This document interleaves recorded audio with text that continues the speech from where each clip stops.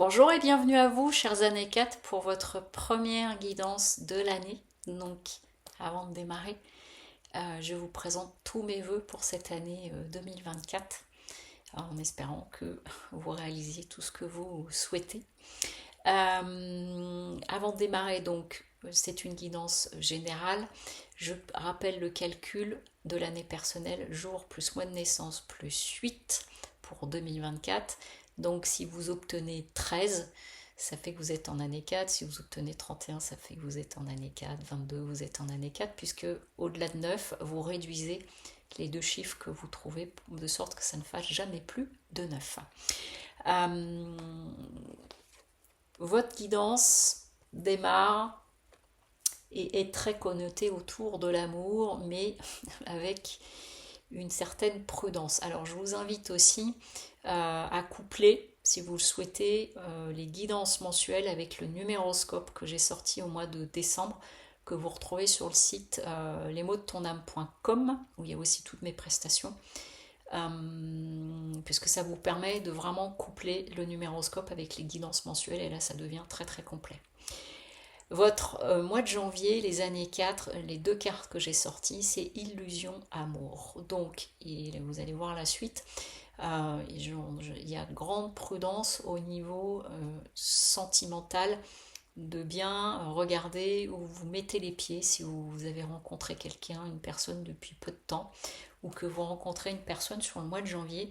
C'est bien prendre le temps, alors d'une part de la connaître, ou vous aussi de vous mettre bien au clair sur ce que vous souhaitez.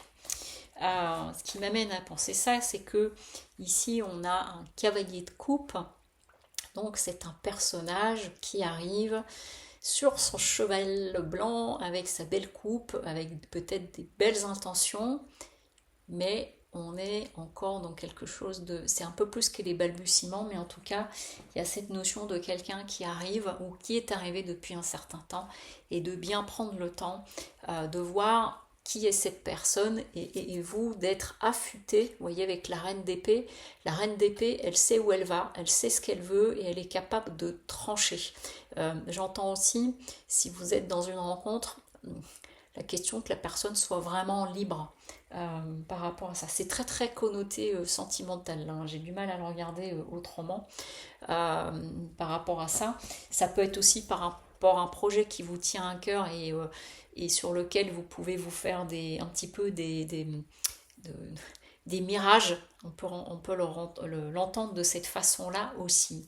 Mais toujours est-il que là, avec le diable, il y a cette notion de mensonge, de manigance en vous ou autour de vous. Donc soit c'est vous par rapport à un projet que vous avez qui vous tient à cœur, et vous vous voilez un petit peu la face parce que vous êtes beaucoup dans l'idéal, et que là ça va être de revenir un peu les pieds sur terre. Soit vous êtes dans une situation d'une rencontre assez fraîche, et où on est en train de vous dire regarde bien tout, parce que là on a aussi, avec le diable, on a une notion de bien gérer ses énergies, attention aux dimensions passionnelles, attention à une forme d'addiction, vous voyez, de dépendance. Et du coup, il y a cet équilibre-là à bien veiller. Ce qui ressort ici avec si le 3 d'épée avait été dans ce sens-là, ça piquait dit dur. Mais là, on est en train de nous dire que c'est une situation, que ce soit par rapport à un projet ou par rapport à une personne que vous avez rencontrée, même si ça fait mal, même si ça pique sur le moment, vous vous en remettrez, entre guillemets, c'est-à-dire vous rebondirez assez, je vais pas dire facilement, mais vous aurez cette capacité à voir les choses de façon juste, que ce soit par rapport à votre projet ou que ce soit par rapport à une personne. Toujours est-il que ce mois de janvier, ça va quand même, l'enjeu là, ça va être de défaire pour refaire, ou de revoir les choses autrement, mais ça arrive par quelque chose qui va venir vous surprendre. Euh, L'atout que vous avez avec vous, c'est que du coup, le mot que j'entends, tu as la tête froide. C'est-à-dire que vous allez être en capacité de garder la tête froide. Donc si c'est un projet où vous êtes un peu emballé, raconter des chimères, vous allez redescendre les pieds sur terre. Si c'est par rapport à une rencontre assez fraîche ou une rencontre qui se dessine là, assez rapidement, vous allez peut-être mesurer un peu la personne que vous avez en face de vous. La carte du jugement en contre vient nous dire que vous pourriez avoir une mauvaise surprise dans le sens où le jugement en contre, c'est les rendez-vous manqués, c'est le message qu'on découvre qu'on n'aurait pas dû voir, des petites choses comme ça. Et donc c'est pour ça que ça invite vraiment à être chantant aware, regarder les choses dans leur globalité pour bien voir un petit peu où vous mettez les pieds.